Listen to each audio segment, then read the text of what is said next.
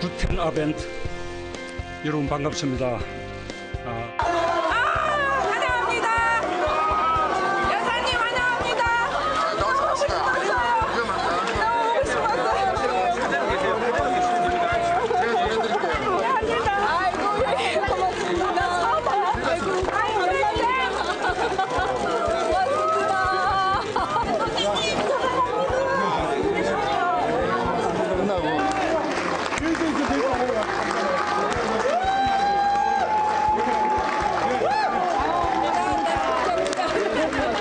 저도 물수예요.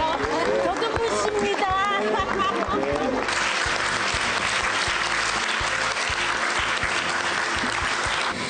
여러분 반갑습니다. 문재인입니다.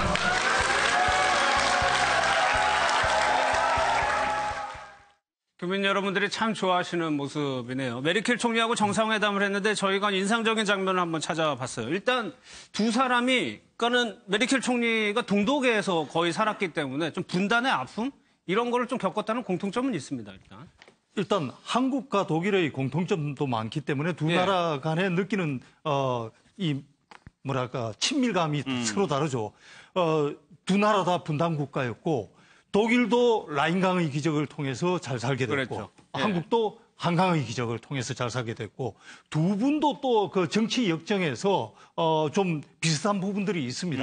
그래서 아마 두 분이 만나서 친밀도라든지 예. 이런 것들이 아마 다른 사람들하고는 좀 달랐을 거라고 생각합니다. 예, 그래서 분위기가 굉장히 좋았고 문재인 대통령이 외국어를 하는 거를 거의 처음 보네요. 일단 독일어로 인사를 했어요. 이런 것도 하나의 방법이잖아요. 저거는 배려죠. 예. 배려. 그러니까 독일에 가서 아주 평범한 구텐 아벤. 어떻게 보면은 독일에 와서 독일 총리한테 예. 어떤 뜻을 전달하는 거. 그러니까 과거에 박근혜 전 대통령은 옷을 또 독일의 정서에 맞는 옷을 입는다든지 이렇게 하지 않았습니까? 그런 배려의 방식인데 실제로 두 사람의 관계를 보면은 메르켈 총리 입장에서는 한국 상황이 궁금한 거예요. 아, 촛불 집회 이런 거요? 엄청 궁금합니다. 아. 독일도 혁명의 나라입니다. 독일이. 게다가 이 메르켈은 무티 리더십에서 이른바 포용 정책, 예. 통합 정책, 소통 정책에 대해서 전폭적인 독일 국민의 지지를 받았던 대통령이에요. 예, 지금 예. 많이 지지율이 떨어졌습니다만 반대로 문재인 대통령은 국민의 촛불 혁명으로 대통령이 된 사람입니다. 그러다 아직도 분단이에요. 궁금한 게 얼마나 많겠습니까? 거기다가 한국과 독일은 방금 말씀하신 것처럼 오랫동안 전통적인 관계가 상당히 돈독한 나라입니다. 예. 그리고 독일 우리 교민들이 많이 살아요. 독일에서. 예. 또 상당히 지식인들이 많습니다. 자, 그런 나라의 대통령이 정권을 새로 만들어 난 다음에 독일로 왔습니다. 우리 교민들도 반갑겠습니다만 메르켈 총리도 개인적인 호기심 막 궁금한 생기는 거예요. 그래서 많이 예. 물어본 거거든요. 뭐 그런 면에서는 상당히 분위기가 생각보다 훨씬 더 좋았던 것이다 이렇게 봐야 예. 되겠습니다. 미국에서도 그 촛불 집회 얘기를 했었는데 그 부분을 메르켈 총리가 계속 이제 물어봤다는 그렇게 했어요. 건데. 예. 이게 이제 하버드대 로스쿨에서 가르치는 협상 전략 중에 이 낯선 사람들이 둘이 만났지 않습니까? 예. 그럴 때 짧은 시간 내에 서로가 신뢰를 형성하는 몇 가지 방법을 얘기를 하는데 그 첫 번째가 상대의 언어로 말하라예요. 그러니까 그 상대의 언어로 말하라는 것은 그 언어라는 것은 말도 있습니다. 저렇게 이제 문 대통령이 구텐 아벤트 아니면 필렌당크 이렇게 예. 독일어로 이야기하는 것은 독일 국민들이나 메르켈 총리가 듣기에는 우리나라 말로 얘기하는 거니까 예. 일단 친밀감을 느끼는 거죠. 저희도 그렇잖아요. 마찬가지로 그렇죠. 우리도 이제 미국 누가 와서 우리나라 말로 감사합니다, 안녕하세요 하면은 뭐 반가움을 느끼는 것처럼 그러한 말도 있고 또 이제 하나의 문화적인 측면에서 그 상대가 좋아하는 음식이라든지 예. 상대가 좋아하는 색깔이라든지 이런 것들이 전체적으로 언어라고 표현이 되는데 그런 측면에서 저런 독일어를 문 대통령이 쓴 것은 그런 의미도 있는 것 같습니다. 예. 그 마지막 장면이 글쎄 메르켈 총리도 소통하면 직접 장을 볼 정도였으니까 저 장면이 문재인 대통령을 기다리는 교포들을 일일이 메르켈 총리가 기다려줬다는 거잖아요. 네, 그러니까 뭐 두 분 다 소통을 잘하시기로 또 공통점이 있는데 방금 예. 이제 독일어 말씀을 하셨으니까 한마디만 예. 덧붙이자면 솔직히 현지어로 인사말을 한다는 것은 상당히 그걸 듣는 현지 분들한테 상당히 친근감을 주는 거 아니겠습니까? 예. 그래서 저렇게 이제 인사말 정도를 현지어로 외국어로 해주는 거는 정말 정도에도 적당하고 친근감을 불러일으킬 수 있는데 저는 그걸 보면서 전직 대통령인 박근혜 대통령하고 살짝 비교가 됐습니다. 예. 박근혜 전 대통령 같은 경우에는 중국에 가서 연설 자체를 아예 중국어로 그랬죠. 하면서 사실은 제가 베이징 특파원 출신입니다만은 예. 발음이 그렇게 특별히 좋은 발음이 아니었거든요. 아. 그렇게 본다면은 그렇게 연설 전체를 하려면은 본인도 준비를 엄청나게 많이 해야 되고 그래야겠죠. 듣는 사람도 그게 중국어라는 게 사성 발음 때문에 굉장히 그게 정확하지 않으면 듣기가 힘듭니다. 예. 그런 걸로 봤을 때 그건 좀 너무 과잉이었다 하는 느낌을 받았는. 과했다. 예, 과했다. 그렇게 일국의 대통령이 친근감을 표시하는 건 좋지만 연설 자체를 다 그 외국어로 한다는 것은 준비에도 그렇고 듣는 사람들의 어떤 또 소통 문제도 그렇고 했을 때 과하다는 느낌을 그때는 받았었는데 이번 같은 경우 이렇게 이제 인사말 정도를 현지어로 외국어로 해주는 거 이건 정말 그 친근감을 표시하는 정도로 딱 적당한 수준이 아닌가 이런 생각을 이번에 가졌습니다. 알겠습니다. 아까 그 동포간담회 장면이 나왔었는데 글쎄요.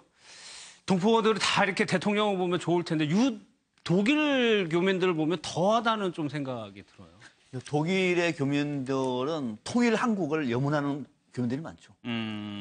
원 코리아, 하나된 대한민국을 원하는 교민들이 굉장히 많겠죠. 왜? 독일에서 봤으니까.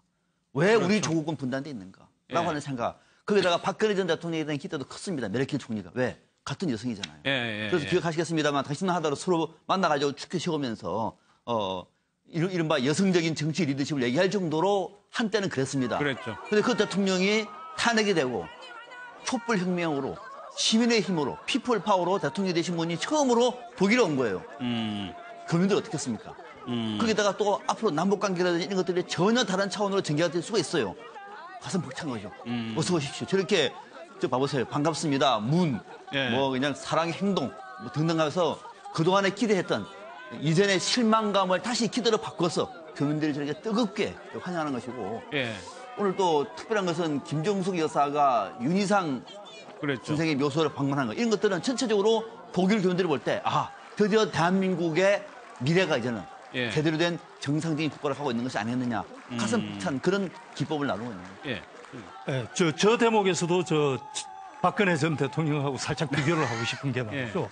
사실은 외국의 국가 정상이 미국 백악관을 방문한다든지 독일을 방문한다든지 저렇게 되면 피켓 들고 고국 사람들이 모이면 주로 시위하러 모이는 겁니다. 그렇죠. 반대. 그렇죠. 자들. 백악관 앞에 맨날 피켓 들고 국내의 불만 사항들을 해외 교포들이 이렇게 표출하지 않습니까? 박근혜 전 대통령이 독일을 방문했을 때도 취임한 지 1년 만에 독일을 방문을 했었거든요. 그때도 사실은 박근혜 전 대통령이 독일 베를린에 있는 대통령 관저를 방문을 했을 때 밖에서 우리 교민들이 피켓 들고 박근혜 아웃 해가지고 반정부 시위를 사실은 펼쳤었습니다. 그래서 그때는 굉장히 안타깝게 생각하면서 교민들을 좀 원망하기도 했거든요. 뭐냐 하면은 해외에서 우리 고국의 국가 원수가 갔을 때 저렇게 반정부 시위를 한다는 것은 국가의 체면이라든지 국격 차원에서도 좀 안타까운 일 아니냐 이런 생각을 가졌었는데 이번에 문재인 대통령이 갔을 때는 저렇게 피켓을 고국을 사랑하는 피켓을 들고 나와서 저렇게 시위를 해준 거에 대해서 정말 분위기가 완전히 달라진 것이고 굉장히 반갑게 느껴졌어요. 간담회 때 모습을 보니까 정말 반가운 모습이에요. 그러니까 이번 같은 경우 이제 독일은 특히 좀 남다른 것이 그 독일의 그 파독 광부, 또 파독 간호사. 그러니까 우리나라가 굉장히 어려웠던 시절에 독일에 이제 많은 우리 국민들이 가서 거기서 탕광에서 일하고 또 간호사로 활동을 하면서 그 어려운 시절을 같이 겪었던 그것이 있는 것이거든요. 그 공감대가 사실 굉장히 큰 것이고 그러한 분들에 대해서 지난 현충일 추념사에서 문 대통령이 언급을 했었죠. 애국자다 이렇게 이제 언급을 했거든요. 이제 이런 부분들이 사실 독일에 있는 우리 교민들 입장에서는 물론 다른 전직 대통령들도 이제 독일을 방문했을 때 그런 의사를 표했지만 특별히 문 대통령이 여러 언급을 하면서 애국자다라고 굉장히 거의 헌사를 했기 때문에 그런 부분들이 아마 교민들이 느끼기에는 굉장히 어떤 내 인생이 헛되지 않았구나. 우리 조상님들이 여기서 뿌려놓은 씨가 지금도 살아있구나. 이런 자부심을 준 거죠. 그리고 그런 부분들은 이제 마찬가지로 독일 국민들로서는 대한민국이라는 나라가 이른바 촛불혁명이라는 평화적인 민주주의의 이행 과정을 거쳐서 새로운 리더를 뽑았구나. 민주주의의 수준이 대단히 발달된 나라다라는 그러한 이제 어떤 경외감 같은 게 있는 것이고 마찬가지로 우리로서는 독일은 분단된 국가였는데 그런 어떤 평화적인 유혈 없이 평화적으로 잘 해서 통일을 이루었다라는 것에 대해서 또 우리 국민들은 굉장히 독일에 대해서 예. 이런 헌사를 갖게 되는 거죠. 그런 측면에서 메르켈 총리와 문 대통령은 강한 어떤 또 공감대를 갖고 예. 교민들이 느끼기에는 또 그런 부분들이 굉장한 어떤 자부심, 우리가 대한민국 국민이다라는 것을 이야기할 수 있는 그런 것들을 주었기 때문에 특별히 이번에 좀 더 환영의 어떤 강도 이런 것들이 더 예. 뜨거웠지 않나 그렇게 보입니다. 예. 이번 순방에서 또 주목받은 인물이 개그맨 김영철 씨인데 현지에 같이 갔다고 합니다. 영상을 좀 한번 보겠습니다. 저도 이게 전용기를 같이 타고 왔어요. 따뜻한 CD를 갖고 왔거든요.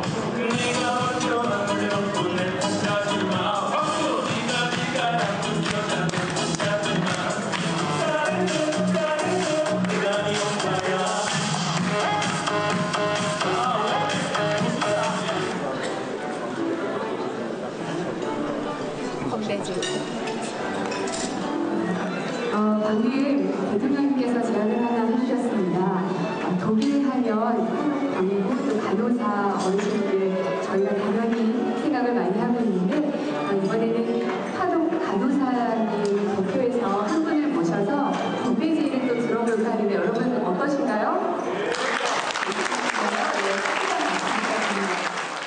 김남국 변호사님, 대통령이 참석하는 행사에서 아까 김영철 씨 모습을 봤는데 저런 거 저는 처음 보거든요. 근데 예. 같이 갔어요, 이번에. 네, 김영철 씨, 그러니까 사실은 이제 지난번 미국 순방 때는 김미화 씨가 이제 사회를 그랬다고 봤는데, 그러네요. 예. 그래서 이번에는 또 누가 어떤 분이 사회를 볼 것이냐.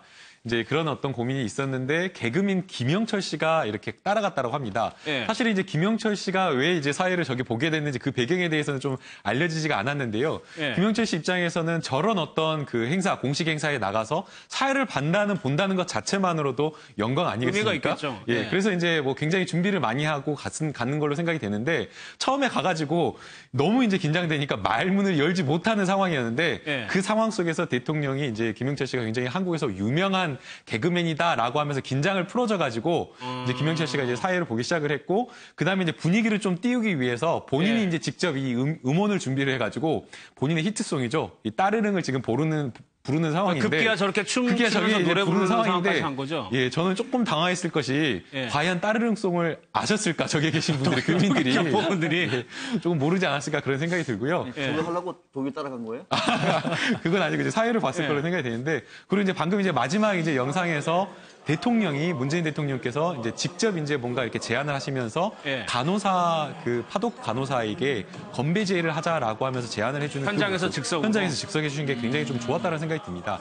사실은 저런 어떤 공식 행사나 이런 것들을 보게 되면 대변인실이나 홍보수석실이나 이런 기획실에서 다 이렇게 식순이나 이런 것들을 다 정해놓고 예. 그 시간이라는 것 자체가 굉장히 대통령의 일정이 중요한 것이기 때문에 굉장히 빡빡한 상황에서 그 상황에서 그 파독 간호사를 배려를 해서 뭔가 이렇게 하나 제의를 하는 어떤 그런 모습이 굉장히 좋았고요. 예. 그다음에 또 영상에서 아까 좀 보이다가 조금 이제 지나갔는데 예. 김종숙 여사가 눈물을 흘리는 모습이 예. 나왔습니다. 사실은 그건 진심이 없다라고 하면 거기에서 눈물을 흘리기가 어려운 상황이거든요. 그래서 그 현장의 모든 사람들이 함께 뭔가 위로하고 함께 뭔가 감동을 받는 그런 자리가 아니었나 생각이 듭니다. 소국장님, 청와대 대통령이 순방 갈 때 연예인들이 같이 따라왔던 거예요? 연예인들이 저렇게 같이 따라가서 가서 사회 보고 그런 적이 없었던 예, 거 제가 보기에는 같은데. 그런 기억은 별로 없어요. 예. 그래서 아마 이번에 이 미국 방문했을 때는 이제 김미화 씨가 예. 그때는 이제 교민 간담회가 거의 마지막 순서로 열렸지 않습니까? 이번에 독일 갔을 때는 거의 이제 첫 순서로 교민 간담회를 열렸는데 이번에는 김영철 씨가 따라갔고 이런 부분들도 좀 새로운 시도 같은데 글쎄요, 이런 부분들이 뭐 분위기를 좀 자연스럽게 하고 좀 더 교민들 간담회 자체를 어떤 격식 같은 것들을 좀 너무 따지지 않고 자연스러운 분위기 속에서 좀 어우러지기 위한 뭐 그런 의도에서 좀 섭외를 해서 간 게 아닌가 뭐 그런 생각이 듭니다. 예. 김정숙 여사는 이제 앞서 말씀드린 대로 작곡가 윤희상 선생이 이제 참배했는데 그 영상을 좀 일단 먼저 보도록 하겠습니다.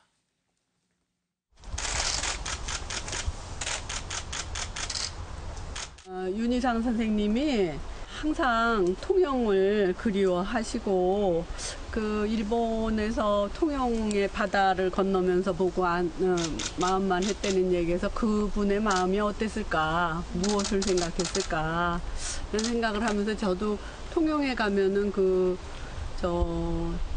동백나무 특히 꽃이랑 이런 것들이 참 좋았어요. 그래서 동백이 어떨까 하는 생각에 다행히 이게 검역도 통과되고 한다 해서 아, 선생님하고 저하고 좀 뭔가 마음이 맞나 이런 생각을 하면서 심었습니다. 최 의원님, 윤희상 선생의 묘소를 찾은 것도 상징적인 의미가 있는 겁니다. 현대사의 아픔을 지니신 분이기 때문에 예. 일단 저도 만감이 교차했습니다. 일단 김정숙 여사 입장에서 본다면 김정숙 여사가 음대 출신 아니겠습니까? 그렇죠. 그런데 예, 세계적인 음악가인 윤희상 선생을 쭉 어릴 때부터 음악을 배워오면서 아마 상당히 많은 영향을 받았을 것이고 예. 그리고 지금 문재인 대통령이 거제에서 뭐 태어나셨지만은 통영하고 거제는 뭐 바로 거기 옆이고 그래서 요번에 또 이제 저도 통영을 가보면 정말 동백나무가 장관이거든요. 그 동백나무를 가져가서 윤희상 묘소에 헌화를 했다는 것도 굉장히 여러 의미를 지니고 그런데 이제 윤희상 선생의 어떤 음악 세계는 누구도 부인할 수 없는 세계적인 음악가이고 통영에서 음악제까지 만들어서 계속 거기에 대해서 추모도 하고 기리고 있지 않습니까? 근데 이제 과거의 동백님 사건 여기서 동백님이라고 하면은 동베를린을 얘기하는 거죠. 이 동백나무하고는 전혀 관계없이 동베를린 사건에서도 이제 연루가 돼서 많은 고초를 겪으셨고 최근에는 통영의 딸이라고 해서 또 신숙자 씨죠.